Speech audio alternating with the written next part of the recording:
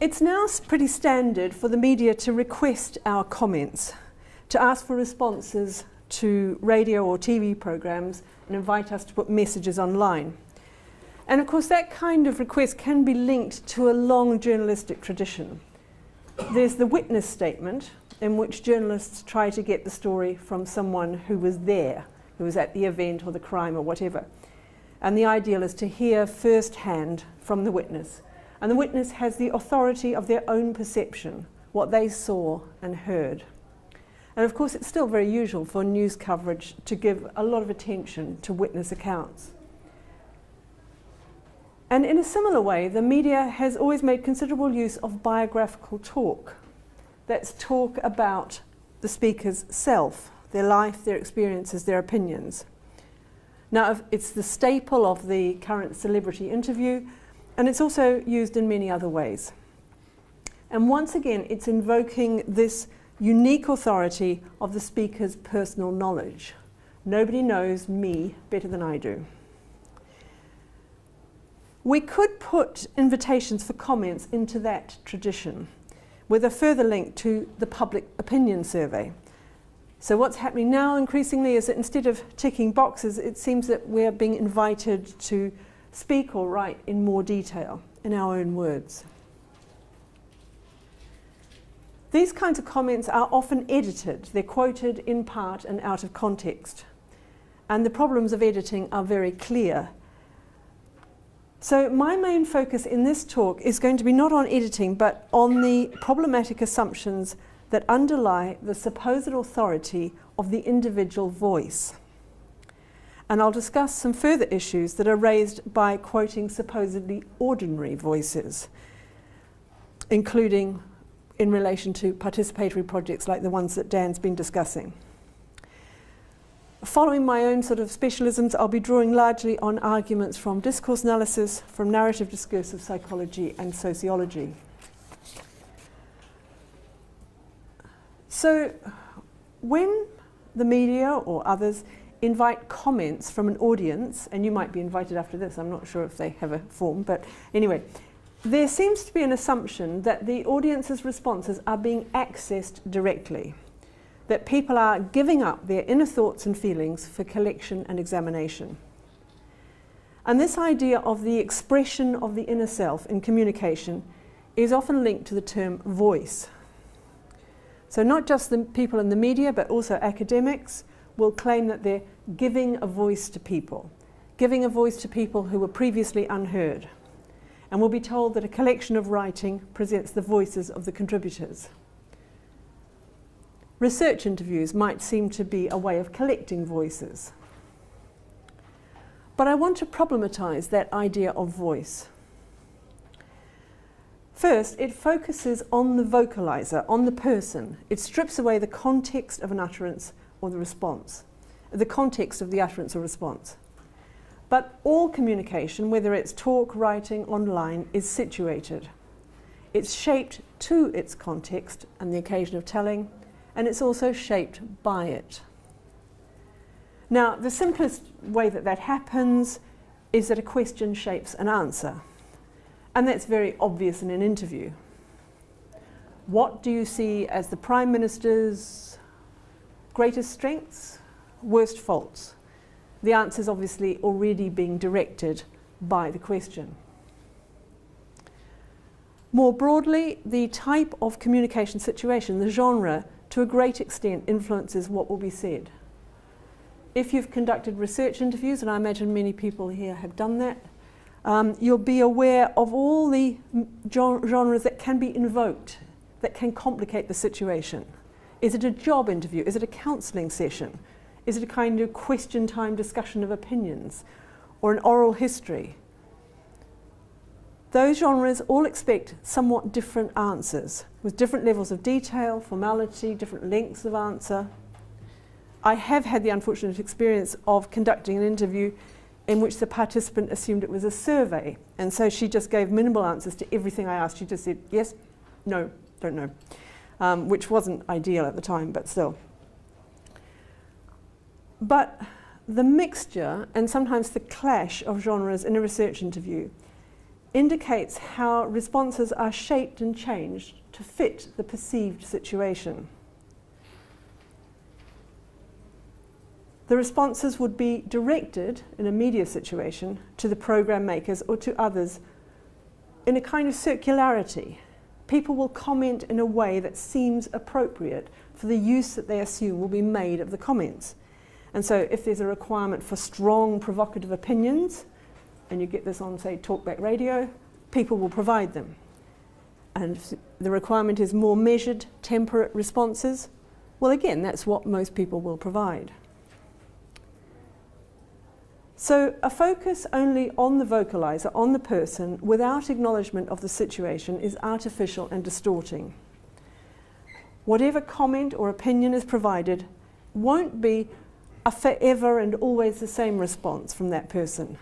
It's what's been produced in that particular interaction and context. Now, the way that a speaker or a language user, and from now on I'll say speaker, but I'm encompassing, this has relevance as well for other kinds of contribution, including written and online. The way a speaker directs a response is sometimes called their orientation. Think about the classic starting position. I'm not prejudiced, but the speaker there is indicating an awareness of known debates. So they're talking into a bigger conversation. Michael Billig has called this kind of engagement with or address to a larger argument, to an ongoing debate, he's called it rhetorical work.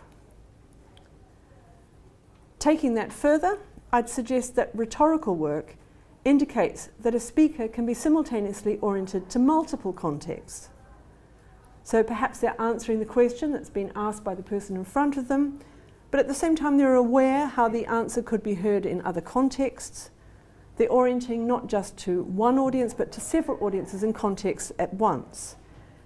And that might include anticipated or previously encountered critics, maybe presenting a defense in an imagined public debate, almost a sort of courtroom response sometimes in people's defensiveness about what they're saying.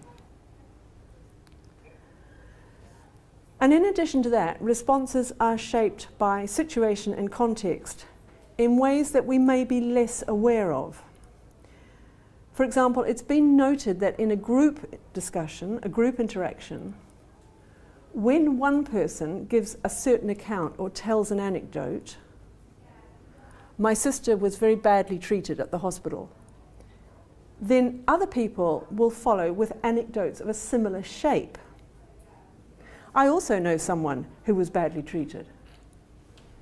The sociologist Harvey Sachs has called these second stories. The point is that a different first story, personally, I've always received excellent treatment from the NHS, that will prompt different second stories. So because of that pattern of first and second stories, which is a learned cultural pattern according to Sachs, we can expect that the same person might take rather different positions in different interactions. A discourse analytic approach would assume that what people say is shaped by situation in another way as well, by the language and the ideas that are available in a particular social, historical and cultural context. So we're talking on a larger scale now. The language that we use, the language I'm using now, is an aggregate of already existing ideas, logics, images, received knowledge, words, turns of phrase. In my terms, these are the resources out of which we patchwork together new utterances, new comments. And originality consists very largely of new combinations and new versions of what's already been said by ourselves and by others. Choose any issue. I mean, immigrants, unemployment, and the possibilities for talking about it will already be shaped and constrained by the available resources. So to take the example of a discussion of immigrants, it tends not to include high status and high earning people, like, say, surgeons and bankers. In the discursive resources around immigrant, there are images of different people. And those images, incidentally, tend to exclude people like me with this appearance and accent. And after nearly 40 years residence in the UK, most British people think that I'm here on a rather extended gap year and that I'm overdue to go home to New Zealand, really. But I'm not what they understand by immigrant. But the serious point is that some ideas can be almost unexpressible in available language. There needs to be conscious effort, new terms brought into play in order to facilitate discussion, acknowledgement.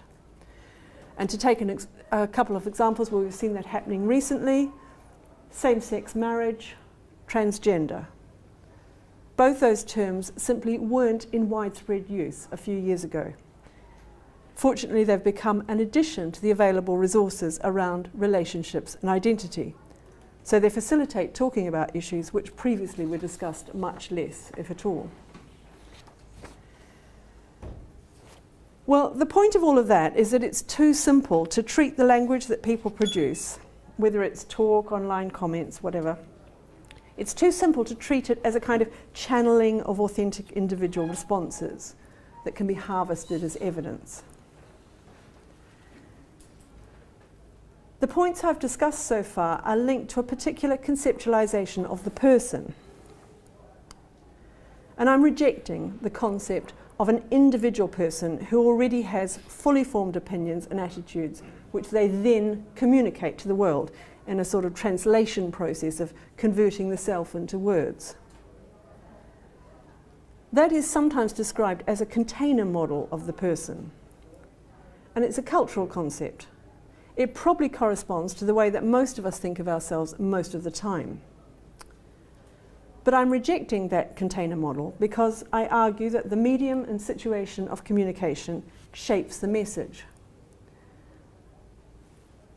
Taking that further, I'd suggest that opinions and thoughts are shaped within communication processes. But I'm not going to develop that line now, but I'll just note that many social psychologists and psychosocial researchers would also reject that container model.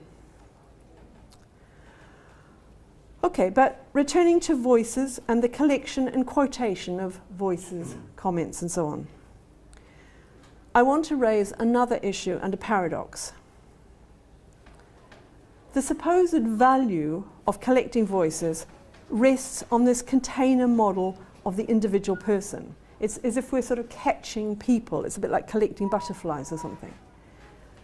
But the use of the responses and comments assumes a different model, the model of a representative individual. Quoted responses, and this happens a lot in academic articles as well, academic writing, quoted responses tend to be labelled, sometimes explicitly, sometimes implicitly. The person might be identified with a name, and that itself can carry a lot of messages. And Michael Billig again has written very effectively about the implications of using a first name, a title and a surname, and so on. I'm interested now in the description in terms of categories. Single parent, long-term resident, wheelchair user. The categories tend to be linked to the issues being covered. But the paradox is that the unique individuality that's associated with the container model is giving way to the person as the voice of whatever category they've been placed in. So people become no more than the mouthpiece of the descriptive categories. The implication is that everyone who's in one category, all single parents, all long-term residents, whatever, that they'll share similar opinions. And this takes me to my final point, the category that most respondents are assumed to share, and this is where I come together with what Dan's been discussing. Even if they're not labelled, it's the category of being ordinary people. Now, you might recall a recent politician's comment that people in this country have had enough of experts. And we could hear that as the unique utterance of the contained individual that is Michael Gove. Or we could hear it as part of a contemporary political discourse or discursive resource. The rejection of experts and established authorities in favour of ordinary people and common sense perspectives. John Clarke, Nancy Thuman, among others, suggest that this rejection is part of a neoliberal strategy that challenges conventional public authorities. It challenges people with special qualifications or long-term experience or established positions. Another way you might think of that is that it's a weakening of alternative authorities that might challenge the government. The power of these authorities, these alternative authorities, in fields like museums, public services, welfare, is being undermined through what Clark has called the valorization of ordinary people. Instead of consulting experts, the increasing practice is to harvest the opinions of supposedly ordinary people. Ask them how to run a museum or a health service or a university, with the likelihood, of course, that the answers will be heavily shaped by the questions that they're asked. And that's a very powerful discourse. It seems democratic. Why am I objecting to it? If you want to decide on something very important, why not consult public opinion? You can maybe have a referendum. But of course, it's reductive. It makes informed discussion of details, considerations of complexity, almost impossible. It caricatures the ordinary people who are being consulted as if they're no more, as I've said, than the mouthpieces of their categories. And this is the problem of essentialism. It reinforces a division between the privileged and the others. The privileged in this case are the politicians who reject the experts, or the program makers who invite and select the responses. Now, those privileged people would of course claim to be and think of themselves as fully functioning, intelligent, thinking beings. They're able to consider, to evaluate, to weigh up opinions, to make decisions.